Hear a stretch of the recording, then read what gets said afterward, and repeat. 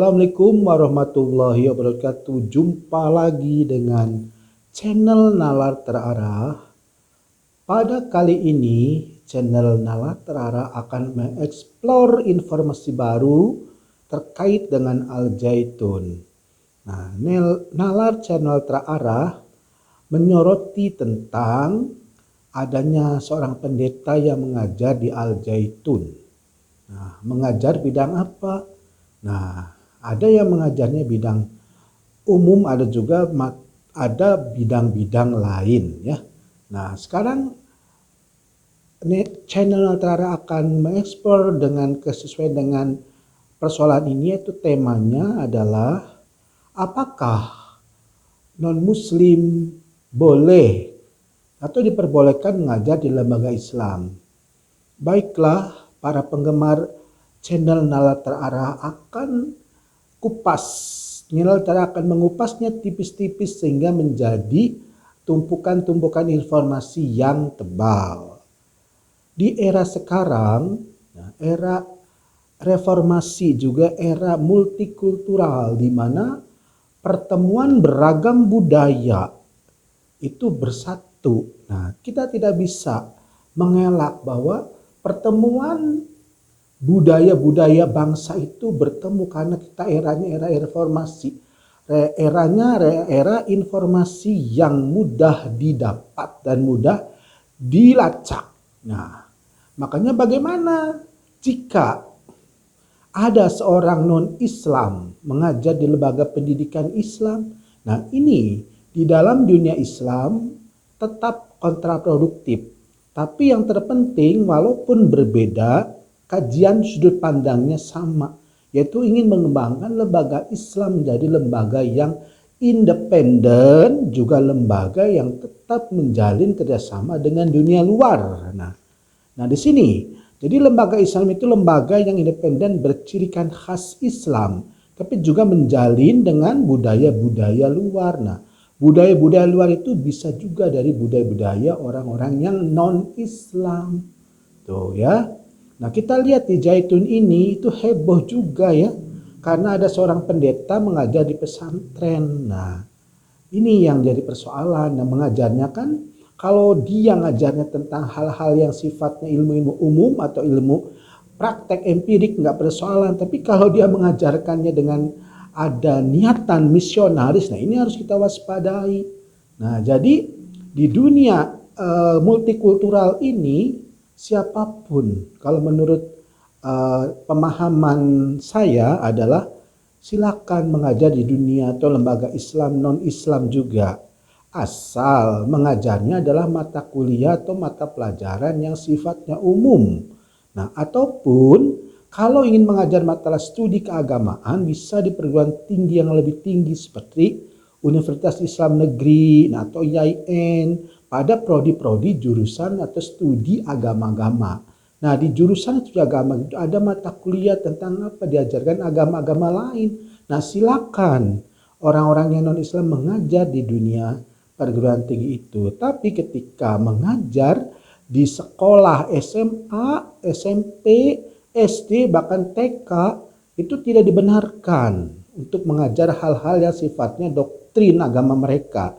Dibolehkan hanya mengajar sifatnya umum seperti mengajar bahasa atau mengajar ilmu-ilmu sosial, ilmu alam atau teknik.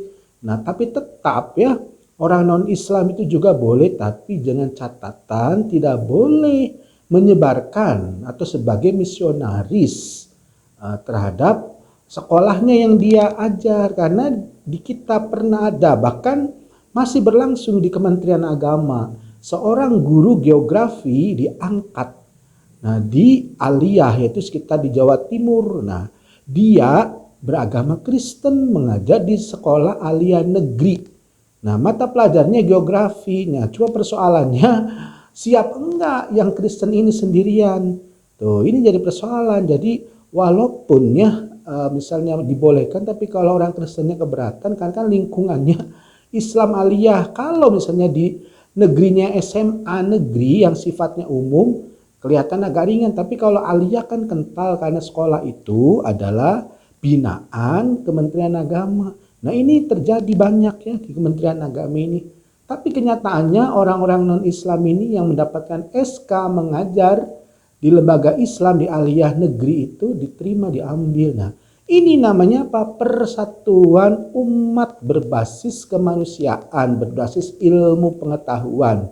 Jadi ketika ada orang Islam yang sangat militan, dilarang non-Islam mengajar apapun di lembaga Islam, ini juga kurang bagus ya, karena ilmu apapun yang muncul dari orang beragama apapun itu adalah ilmunya Allah ya. Sehingga kita ambil ilmunya Allah itu yang diberikan oleh orang-orang Kristen itu atau orang-orang Buddha atau Hindu. Nah, sehingga budaya, sehingga pendidikan yang bernafaskan Islam akan maju, siap bertarung dengan dunia-dunia luar ya. Bahkan bertarung dengan lembaga-lembaga yang tidak berafiliasi agama gitu ya. Nah sekarang banyak sekali terjadi suatu perubahan yang sangat dahsyat. Nah biasanya contohnya ya di UIN itu. Di UIN itu mengajarkan seluruh ilmu ya. Nah bagi yang non-Islam juga boleh mendaftar. Cuma persoalannya karena sudah jadi tradisi, jadi ada stigma atau aksioma yang berkembang yang harus diluruskan bahwa orang yang masuk UIN harus beragama Islam, padahal SOP-nya sudah diubah. Siapapun boleh, beragama pun boleh, yang penting jangan ateis. Nah, di sini jadi kekayaan multikultural ini kita pelihara dengan mempraktekkan kebersamaan di dalam satu lembaga. Tuh. Jadi kalau misalnya lembaganya itu tidak dikembangkan, hanya orang-orang Islam aja, ini sangat menyayangkan ya. Begitu juga misalnya di lembaga-lembaga lainnya yang bukan pendidikan ya, misalnya di rumah sakit, tetap kita menjalin satu persaudaraan bahwa harus menerima orang-orang non-Islam atau menerima orang-orang yang tidak beragama Kristen, misalnya mengajar di perguruan tinggi Islam atau bekerja di rumah sakit Kristen. Nah, karena semuanya adalah berdasarkan pada keahlian. Jangan berdasarkan pada pilihan agama. Ini repot ya, karena dunia ini ragam. Keahlian itu yang diambil sehingga perkembangan, kemajuan atas nama bangsa, atas nama peradaban dunia bisa tercapai. Jadi jangan sampai misalnya ada rumah sakit misalnya atau lembaga Islam pendidikan itu melarang orang-orang non-Islam yang mengajar atau yang berkiprah di dunia Islam. Begitu juga orang-orang Kristen, misalnya rumah sakit Kristen atau lembaga Kristen melarang umat Islam untuk mengajar di situ. Dan satu contoh, ada sekolah Katolik di desa Jati Barang Baru, tempat tinggal saya. Nah itu lembaga Katolik itu lembaga Santo Katolik Santo Yusuf ya. Jadi itu pada tingkat level SMP itu menerima guru agama Islam untuk jadikan guru tetap ataupun guru tidak tetap untuk memberi pelajaran agama Islam pada orang-orang Islam atau anak Islam sekolah di SMA tersebut. Nah ini suatu perkembangan yang sangat signifikan. Dulu sebelum adanya pemberitaan tentang perubahan Konsili Vatikan ini, Katolik itu sangat eksklusif ya. Jadi anak-anak SD yang sekolah di Katolik di daerah saya itu harus menerima agama Katolik. Tapi alhamdulillah di antara teman-teman saya yang di situ yang di Katolik itu tidak ada yang pindah agama. Karena apa? Karena kuat dorongan atau binaan agamanya di keluarga dan di lingkungan Islam. Nah, jadi pada akhirnya ketika kita menghadapi dunia sekarang, dunia multikultural ini dalam bidang pendidikan, maka boleh orang non-Islam juga untuk mengajar di lembaga Islam asal dengan catatan jangan membawa misi terhadap agamanya karena berbahaya. Karena pada undang-undangnya bahwa menyebarkan agama pada orang yang sudah beragama kena undang-undangnya. Ada itu persetujuan tiga menteri agama, menteri kehakiman dan menteri dalam negeri. Ya, demikian saja ulasan singkat ini. Mudah-mudahan pemirsa bisa memahami bahwa di era multikultural ini adalah era yang penuh dengan gucatan tentang peradaban. Nah, dengan bersatu di dalam perbedaan itu harus kita kembangkan. Demikian, mudah-mudahan bisa dipahami. Sebagai kata akhir, wabillahi taufiq wal hidayah. Wassalamualaikum warahmatullahi wabarakatuh.